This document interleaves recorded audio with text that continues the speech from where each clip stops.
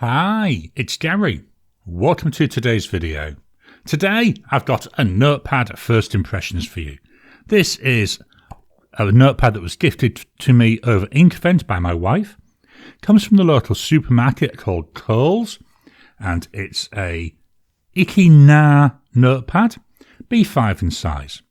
Join me now down on the table. We'll take a quick look at the paper, we'll look through the notepad. Then I'm going to do some writing tests with various fountain pens to see, is this paper that's fountain pen friendly?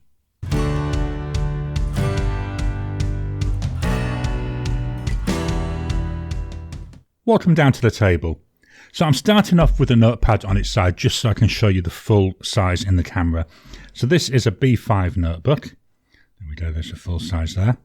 To give you an idea for size, let me just pull this down slightly.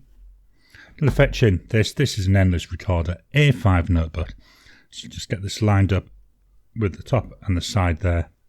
So you can see we've got quite a substantial difference in size. So we've got about an inch extra at the bottom and at the side, just to give you a rough idea. So this is a notepad that was bought from Coles, which is one of our main supermarkets here in Australia. This is an iki-NA, or stylish on the go. This is, I believe, an in-house Coles brand notepad. Recycled paper.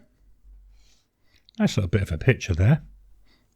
It's a B5 perforated notebook with 8mm ruled paper.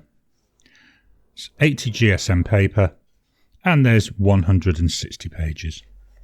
Turning over to the back, got there, made in China, so we can see where it was made. This just slides off. I'm going to slide this off now.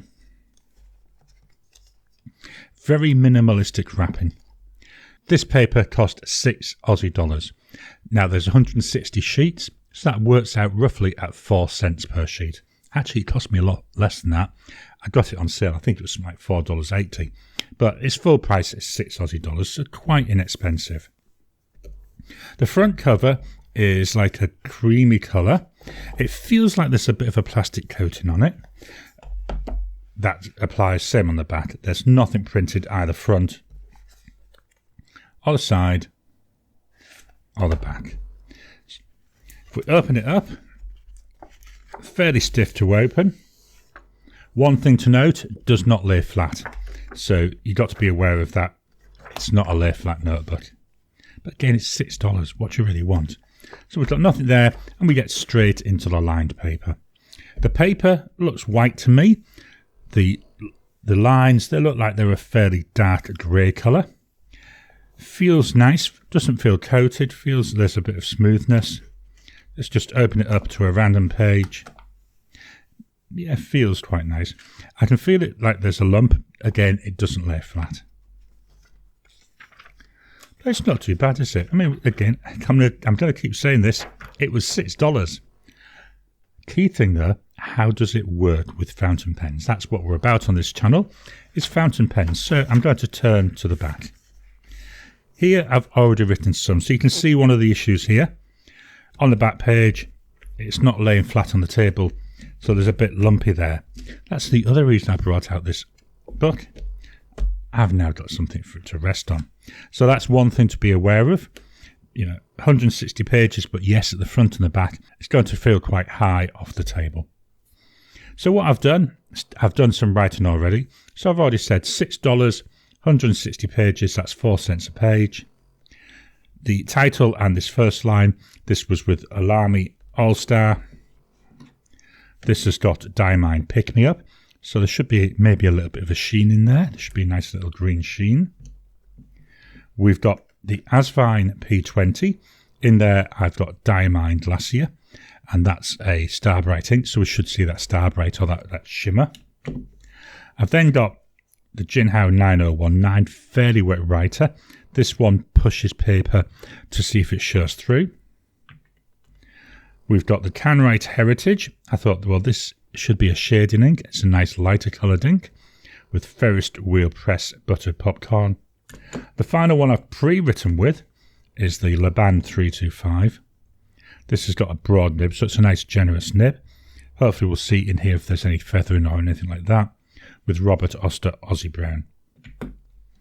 Now we're going to actually write with it and see how it goes when I'm writing. So let's move this up. There we go. And just turn this notepad around a little bit. There we go. That's better. I can feel that a little bit better for me. So first pen I'm going to write with. Here we go. This is by Hongdian. It's the Hongdian 1841. It's got a fine nib, and in here I've got Diatramentis Cherry, which is a standard ink. It's a scented ink, but we're not testing this for the scented.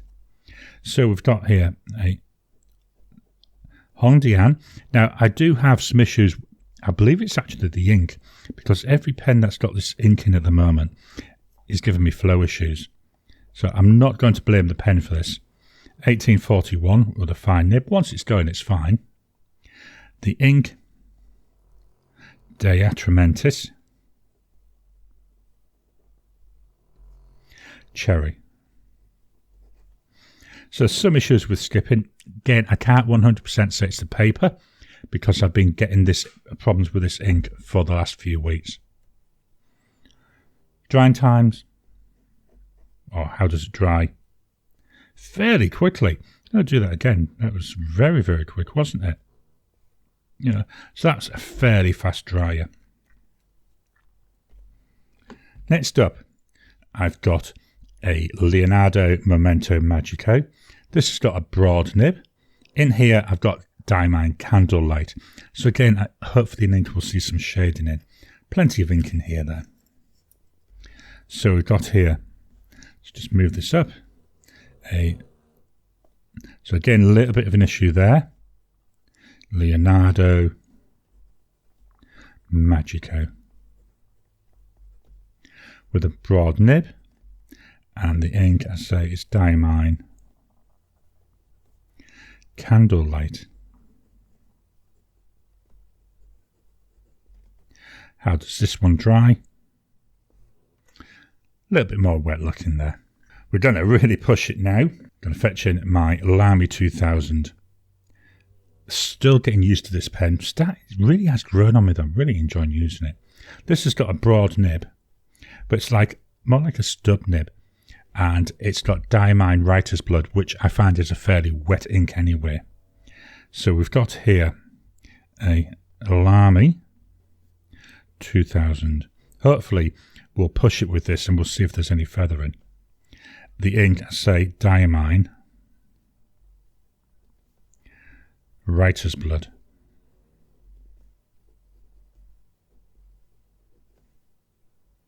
Just do our hash mark. Let's see how this one dries as well. It'll be interesting to see if this dries, say, with feathering, or if it dries dark or light. And then the final pen. This is by Visconti. This is my Visconti Dark Age. Broad nib, very juicy writer. Beautiful pen, very weighty pen. In here, I've got Diamine Earl Grey. So we've got here a Visconti. Getting some nice feedback on this as well. And it's the Homo sapiens. It's got a broad nib. The ink, Diamine, that may have been me. Diamine Earl Grey. And again, how does it dry? Very quickly, which on a lot of papers this doesn't. So in terms of drying times, a little bit of a mixed bag. You know, we've got like the Writer's Blood where we're seeing a little bit longer drying. But like here, this Earl Grey, normally on most papers, it takes a minute to get down to this, but it seems to be going straight away. Just dropping in to interrupt your regular programming. Would you like to help support the channel? If so, please consider joining as a member. As a member, you'll get early access to my videos. I normally upload them a couple of days before they go out, and as soon as they're uploaded, they'll be released to members. There'll also be a shout out at the end of the videos, and then as we get the members coming in, we'll actually chat among ourselves and work out what other perks, what other things you'd like me to add in. You know, would you like maybe a monthly live chat just for members? All down to us. So please, if you can, consider joining the channel. A link will be in the description down below. Let's have a quick look then at these inks. So the first one, the Lamy All-Star with the Pick Me Up. Definitely seeing the brown. I mean, it is a brown ink. Not seeing much feathering. A bit surprised from this. I put 1.1. It's a 1.5 nib. But yeah, not seeing much there in the way of sheen. Maybe if I'm really being generous, I might say a little bit, but not a lot. Certainly not the amount I see on other papers.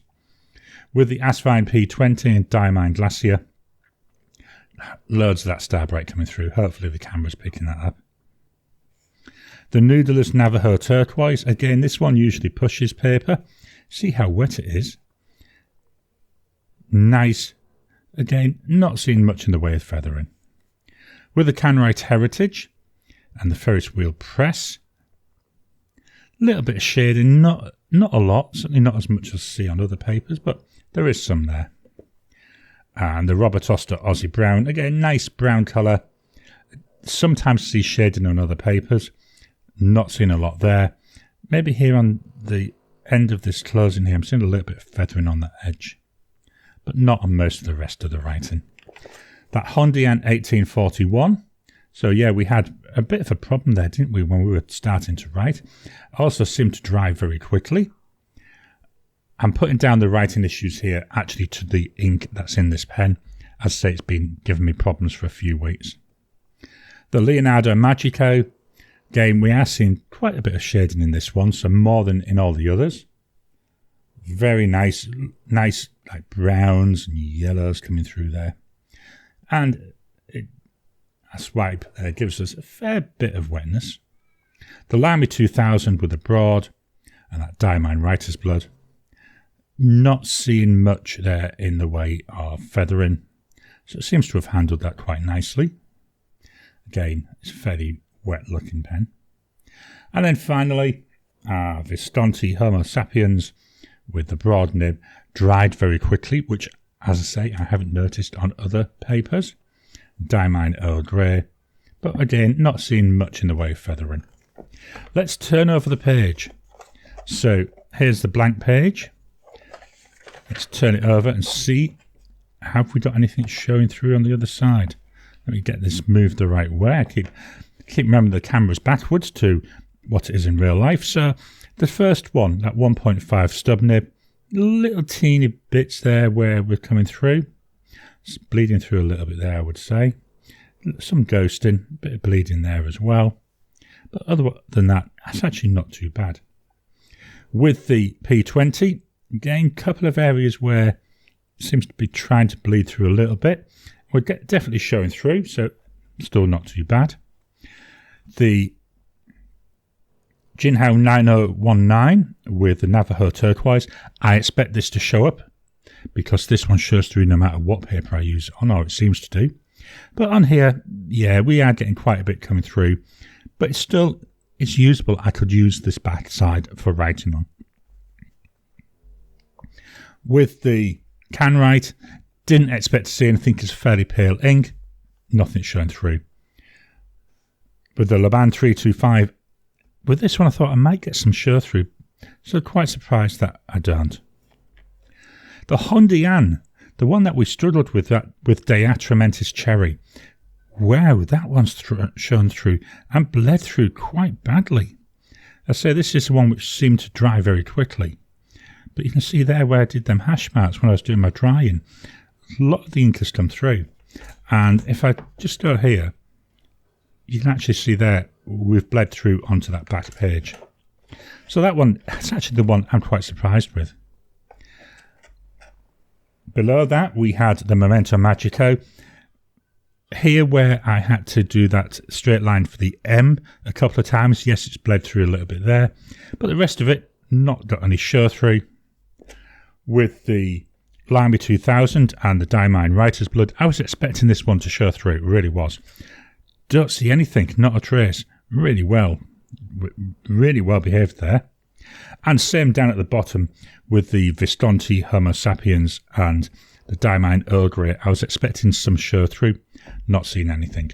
So the paper as a whole performs really well. You know, I say it's a nice cheap notebook. Very plain, which is what I want. iki-NA, that's the brand. I believe it's a Coles own brand. For $6, I think you can't go far wrong, can you? The only downside is it's a B5. I'd have liked an A5. My preference is A5 notebooks. They do an A5 notebook, but it's hardcover and it's a bit more expensive. That's the only reason I haven't bought it. Now that I've tried the paper, I might buy a couple of them as well. Not sure what I'll use it for though, because the key thing is it's not picking up a lot of the sheen, and that's one of the things which is letting it down. You know, I'd have preferred the sheen to come through. If I'm going to use this for things like, you know, reviews, etc., I need to have that sheen coming through. Otherwise, it spoils the review because we're not getting a full test of the actual pen and the ink that I'm trying out. But still, it's not too bad. So they're my thoughts on the iki-NA B5 notebook from Coles. I hope you've enjoyed today's video. Didn't do too bad, did it? When you consider for $6 for 160 pages, you know, it's a fairly inexpensive notebook that seemed to perform quite nicely with fountain pens. I think I'll be getting a few more of these. What are your thoughts on paper like this? What are your thoughts on pads like this? I know around the world, different countries, different stores, they've got their own brands. It'd be interesting to see how it goes with other people. Please hit the thumbs up button. Every time you like, every time you comment, just helps with the YouTube algorithm. If you haven't already, please subscribe to my channel so that you can get new videos as I release them. I'll talk to you again soon.